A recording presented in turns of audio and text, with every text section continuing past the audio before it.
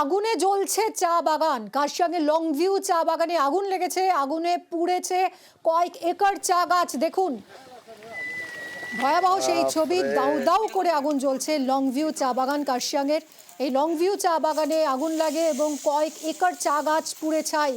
পাহাড়ে ঝোড়ো হাওয়াতেই আগুন ছড়িয়ে পড়ে দ্রুত। শ্রমিক এবং দমকলের চেষ্টায় যদিও আগুন শেষ পর্যন্ত নিয়ন্ত্রণে আনা গেছে।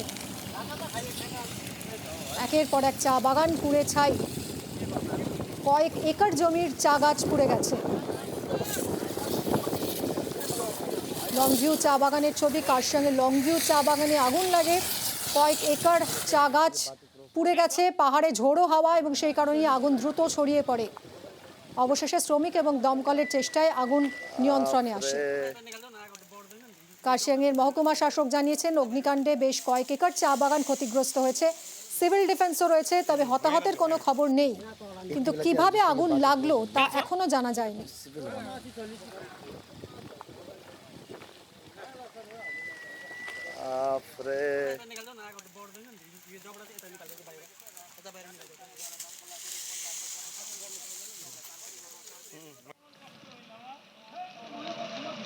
অন্যদিকে জলদাপাড়ার ছবি দেখুন, জলদাপাড়াতেও আগুন, আগুনে জঙ্গলে হুলস্থুল কাণ্ড। গন্ডারের বিচরণ ভূমিতে ভয়াবহ অগ্নিকাণ্ড। আগুন নেভাতে হাত লাগিয়েছেন গ্রামবাসীরা। গত বছরই হলং বাংলোয় আগুন লেগেছিল। ওই জলদাপাড়ার ঐতিহ্যশালী হলং বাংলো পুড়ে ছাই হয়ে গিয়েছিল। আবারও আগুন লেগেছে জলদাপাড়ায়। গন্ডারের বিচরণ ভূমিতে ভয়াবহ অগ্নিকাণ্ড, দেখুন সেই ছবি।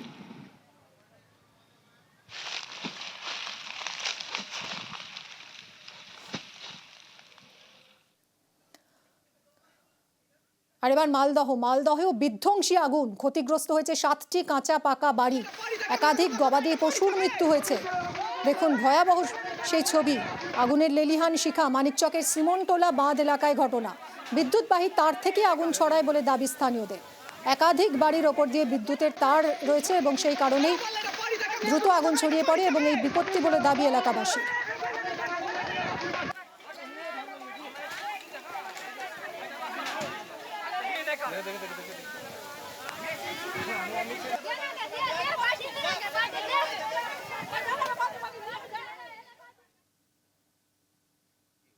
অস্ত্রসহ গ্রেফতার বিজেপি নেতা। উদ্ধার হয়েছে দেশি 7mm পিস্টল এবং কার্তুজ। গোপন সূত্রে খবর পেয়ে হানা দেয় পুলিশ। আগ্নেয়াস্ত্রসহ বিজেপি নেতা গ্রেফতার।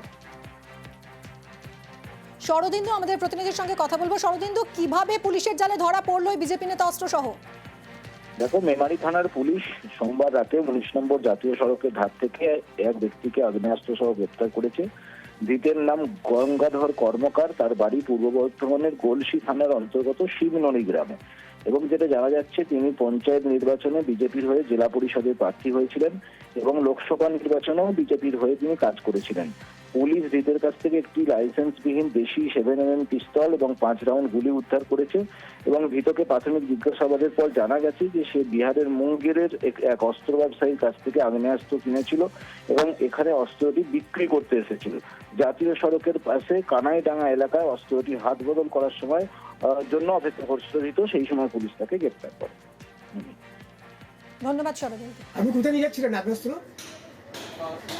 এখানেই আমার কাছে ছিল। কি অবস্থা? লাইসেন্স নেই তো এটা? না, লাইসেন্স নেই। কত দাম দিয়ে কিনেছিলেন? ওটা বিহারের একটা ছেলে দিয়েছিল। কিনেছিলেন আপনি?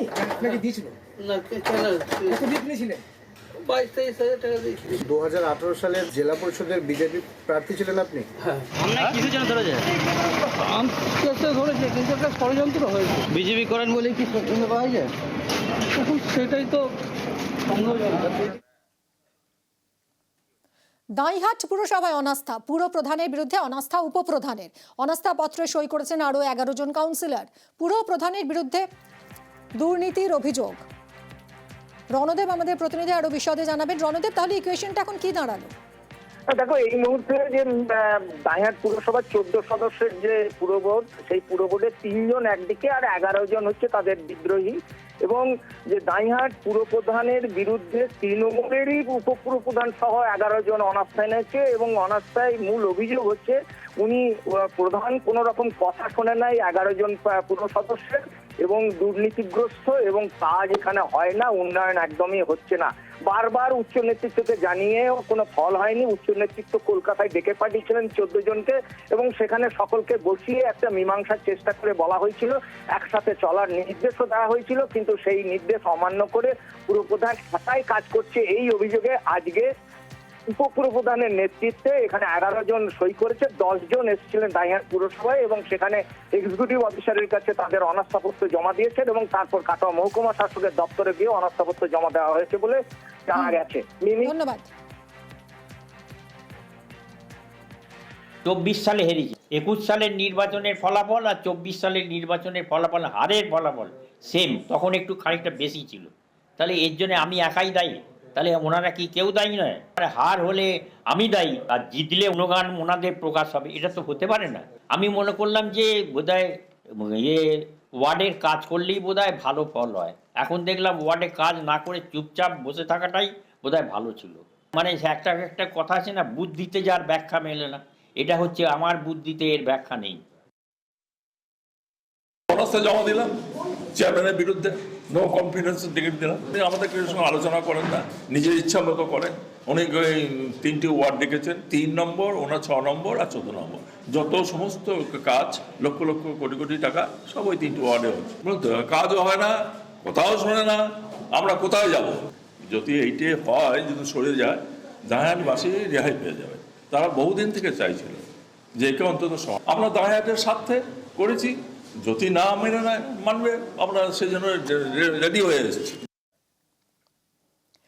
দেখুন, বিজেপির সাংগঠনিক নির্বাচন শুরু হতেই আমরা দেখছি জেলায় জেলায় কোন্দল কাটা সামনে চলে আসছে।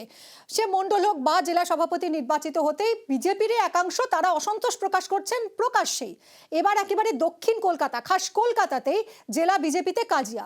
জেলা সভাপতি সাধারণ সম্পাদকের নামে পোস্টার পড়ল। অনুপম ভট্টাচার্য এবং জিতেন্দ্র সিং এর ছবি রয়েছে এই পোস্টারে। দেখুন, ঢাকুরিয়া জেলা নির্বাচনী কার্যালয়ের সামনে পড়েছে এই পোস্টার।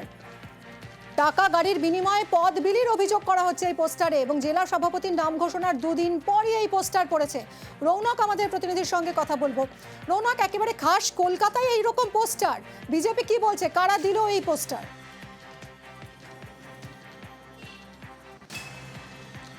দেখো, একেবারেই বিজেপি কিন্তু তাদের গোষ্ঠী কোন্দলের যে বিষয় সেটি কিন্তু উড়িয়ে দিচ্ছে, উল্টে শাসক দলের বিরুদ্ধে তোপ দাগছেন। তোমাকে বলে রাখবো, যে জায়গাটাই পোস্টার পড়েছে দক্ষিণ কলকাতার বিজেপির এটি নির্বাচনী কার্যালয়। গত লোকসভা কেন্দ্র কিন্তু এই কার্যালয় থেকেই তারা তাদের বিভিন্ন নির্বাচনের কাজ চালিয়েছে এবং ঠিক এই যখন বিজেপি সামনে বিধানসভা ভোটকে কেন্দ্র করে মাঠ সাজাচ্ছে, একদিকে যেমন সাংগঠনিক বৈঠক করছে দফায় দফায়, উচ্চ স্তরের নেতৃত্বরা একদিকে যখন বৈঠক করছে, ঠিক তখনই দক্ষিণ কলকাতার বিজেপির যে জেলা সভাপতি অনুপম ভট্টাচার্য এবং সাধারণ সম্পাদক জিতেন্দ্র সিং, এই দুজনের বিরুদ্ধে দক্ষিণ কলকাতার ঢাকুরিয়া তাদের যে নির্বাচনী কার্যালয়, সেই কার্যালয় এবং তার আশেপাশে এলাকা জুড়ে প্রায় 100 থেকে 150টি পোস্টার পড়েছে। সেই পোস্টারে কি উল্লেখ, যে গাড়ির টাকা এইসবের বিনিময়ে পদ নিন। অর্থাৎ তাদের ভেতরে যে গোষ্ঠী কোন্দল তা কিন্তু ক্রমশ প্রকাশ্যে আসছে। যদিও বা বিজেপির তরফ থেকে এই অভিযোগ উড়িয়ে দেওয়া হচ্ছে, তারা কিন্তু তোপ দাগছেন শাসক দলের দিকে। শুধু তাই নয়, যে বিষয়টি সামনে আসছে যে এই পোস্টারে নিচে তাদের কিন্তু নাম লিখে দেওয়া হয়েছে যে কারা এই পোস্টার ফেলেছে। সেখানে লেখা রয়েছে যে দক্ষিণ কলকাতা যারা বিজেপি কর্মীবৃন্দ তারাই এই পোস্টার ফেলেছে। কিন্তু বিজেপির তরফ থেকে বলা হচ্ছে গতকাল রাতে এই কাজ করা হয়েছে, কিন্তু বিজেপির তরফ থেকে বা বিজেপির কোনো গোষ্ঠী কোন্দল নেই।